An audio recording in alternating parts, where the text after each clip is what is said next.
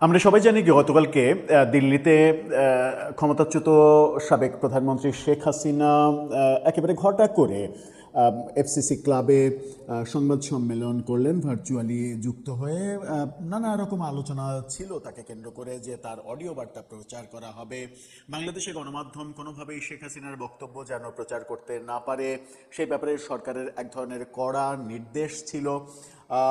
সেরকম পরিস্থিতিতে শেখ হাসিনা যখন ঘটনাটা ঘটালেন এবং সেটা বিশ্ব মিডিয়ায় এক ধরনের তোলপাড় অবস্থা তৈরি হলো এবং সেখানে ভার্চুয়ালি সাকিব আল হাসান উপস্থিত থাকলেন। সাকিব প্রথমের দিকে উপস্থিত থাকেননি, অডিও বার্তা দিয়েছেন, তার অডিও বার্তা শোনানো হয়েছে। পরবর্তীতে তিনি লাইভে ফিজিক্যালি যুক্ত হয়েছেন ভিডিওতে।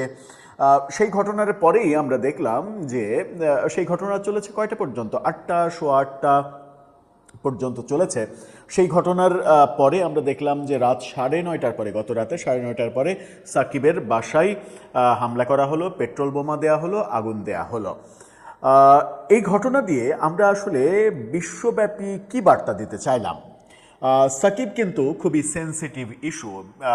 সাকিব বিশ্ব ক্রিকেটের অনেক বড় একজন সেলিব্রিটি। যখন সাকিবের বাড়িতে এই ঘটনাটা ঘটবে তখন বিশ্ব মিডিয়ায় সেটা তোলপাড় হবে, সেটাই স্বাভাবিক, এবং সেটা ঘটলো। সেই ঘটনা যখন ঘটলো তখন কি খুব একটা ভালো বার্তা গেল বাংলাদেশ থেকে? আমার মনে হয় যে সেটা খুবই একটা খারাপ বার্তা গেল এবং সরকারের জন্য সেটা বিব্রতকর হবে। কারা ঘটালো, কারা এত অতি উৎসাহী হলেন এবং কারা এটাকে নিয়ে এত বেশি চিন্তিত হয়ে পড়লেন? চলুন একটু ঘটনা কিভাবে ঘটলো, প্রতিক্রিয়ায় সাকিব কি বলছেন, বিশ্ব মিডিয়া কিভাবে এটা নিয়ে খুবই গুরুত্ব সহকারে নিউজ হেডিং করেছে, সেগুলো একটু বুঝে ওঠার চেষ্টা করি এই ভিডিওতে। দর্শক, বলছিলাম বাংলাদেশের মানে ক্রিকেটে একমাত্র বিশ্বব্যাপী যিনি পোস্টার বয়, ক্রিকেটের পোস্টার বয় বলা হয় সাকিব আল হাসান। যদিও রাজনীতির কারণে গত 2 বছর ধরে তিনি বাংলাদেশের জাতীয় ক্রিকেট থেকে, ঘরোয়া ক্রিকেট থেকে নির্বাসিত।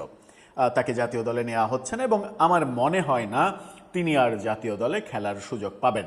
গতকালকে যে ঘটনাটা ঘটলো সেই ঘটনার পরে আর তার বাংলাদেশে ফেরা, মানে তার অনুকূল রাজনৈতিক পরিবেশ না হওয়া পর্যন্ত বাংলাদেশে ফেরা এবং বাংলাদেশের জাতীয় দলে খেলা কিংবা ঘরোয়া কোনো মানে টুর্নামেন্টে, লিগে খেলা, এটা সম্ভব আর হবে না।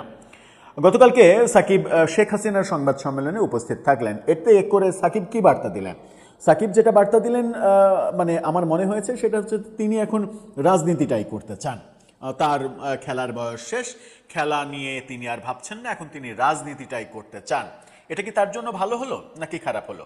সেই ভালো মন্দ ভাবার দায় তার নিজের, এটা নিয়ে আমাদের ভাবার কিছু নেই।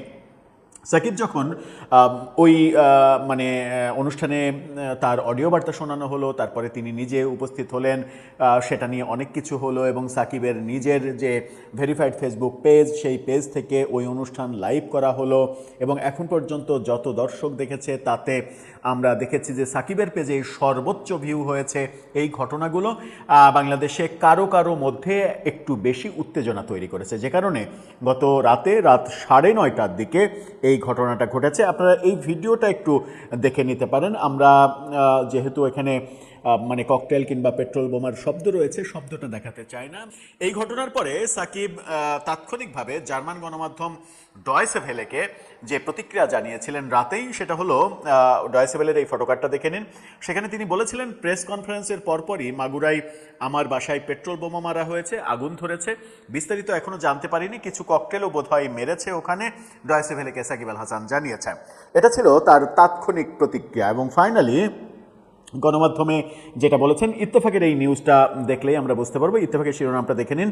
সেখানে বলা হচ্ছে, মাগুরার বাড়িতে হামলার পর প্রতিক্রিয়া জানালেন সাকিব আল হাসান। এই অভিযোগ, বোমা নিক্ষেপ, পেট্রোল বোমা, আগুন দেয়া, 9:30টার দিকে এই ঘটনা ঘটেছে। দিল্লিতে শেখ হাসিনার সংবাদ সম্মেলনে উপস্থিত থাকার কারণে এই ঘটনা ঘটেছে। স্থানীয় সূত্র বলছে, অজ্ঞাত পরিচয় দুর্বৃত্তরা সাকিবের বাড়ির দক্ষিণ পাশের লোহার গেটের ওপরের অংশ লক্ষ্য করে এই ঘটনা ঘটায়, তারপরে ভাঙচুরও করা হয়।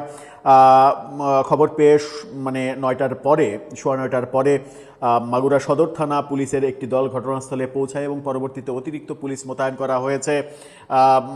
পুলিশ তাদের মতো কথা বলছে এবং মানে সাকিব যে ব্যাপারটা বলছেন সেটা খুব একটা গুরুত্ব সহকারে মানে প্রকাশিত না হলেও আমরা যেটা দেখছি সেটা হচ্ছে যে সাকিব বলেছেন যে এরকম ঘটনা ঘটেছে।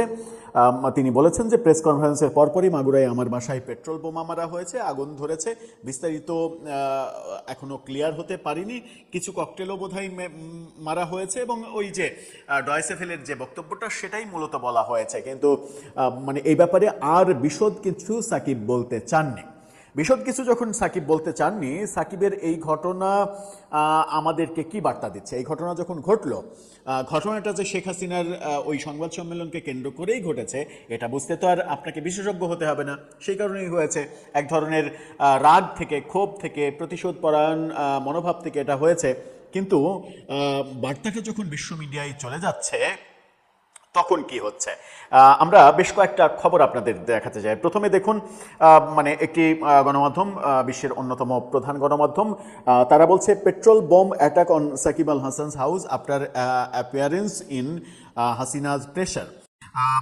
এরপরে যেটা আরেকটা গণমাধ্যম আপনাদেরকে দেখাবো, এই গণমাধ্যম বলছে petrol bomb attack at Shakib Al Hasan's home hours after joining Hasina's pressure. এরপরে আরেকটি গণমাধ্যম বলছে Shakib Al Hasan's house attack in Bangladesh hour after attending Sheikh Hasina's Delhi pressure. এই ঘটনাগুলো একটা বড় বার্তা দিচ্ছে এবং এই বার্তাগুলো আরেকটা গণমাধ্যমের খবরটা দেখে নিন। সেখানে বলা হচ্ছে petrol bomb attack on Shakib Al Hasan's house after appearance in Sheikh Hasina's press conference. এই খবরগুলো দেয়া হচ্ছে এবং রয়টার্স, আল জাজিরা সহ বহু গণমাধ্যমে এই খবর এসেছে। এই খবর যখন এসেছে, এই খবর বাংলাদেশের জন্য এবং বাংলাদেশের ক্রিকেটের জন্য ভালো কিছু হলো না। আমরা তো প্রতিনিয়ত খারাপ দৃষ্টান্তই আসলে তৈরি করতে চাই, সেরকমই একটা খারাপ দৃষ্টান্ত তৈরি হলো। হ্যাঁ, সাকিব মানে শেখ হাসিনার সংবাদ সম্মেলনে উপস্থিত হয়ে ঠিক করেছেন কি ভুল করেছেন এই নৈতিক আলোচনা হতে পারে, ডিবেট হতে পারে। সাকিব মনে করেছেন ঠিক করেছেন, আমরা মনে করছি ঠিক করেননি, ভুল করেছেন। এখানে মতের অমিল হতে পারে। তাই বলে তার বাড়িতে আমি আগুন ধরিয়ে দেব, পেট্রোল বোমা নিক্ষেপ করব, এটা তো মানে কি বলবো যে গণতন্ত্রের পরিভাষা হতে পারে না। অপরাধী যদি শেখ হাসিনা হয় তাহলে শেখ হাসিনার বিচার তো আদালতে চলছে। অপরাধী যদি সাকিব আল হাসানও হয় তাহলে তো তার নামে মামলা দেওয়া হয়েছে, যদিও সেই সময় তিনি কানাডাতে লিগ খেলছিলেন, তিনি কানাডাতে ছিলেন, বাংলাদেশে তার নামে হত্যা মামলা হয়েছে। আমার মনে হয় যে খুব একটা ভালো বার্তা হলো না এবং এটা সরকারের জন্য বিব্রতকর একটা ব্যাপার হয়ে দাঁড়ালো। আমরা কি এরকম বিব্রতকর বার্তাই আসলে দিতে চাই বিশ্ববাসীকে, বিশ্ব গণমাধ্যমকে? এবং বিশ্ব গণমাধ্যমে খবর হওয়ার রসদ কি নিজেরাই তৈরি করছি নিজেদের অজান্তে? দর্শক, আপনার কাছে কি মনে হয়? আপনার মতামত জানিয়ে লিখতে পারেন আমাদের কমেন্ট বক্সে।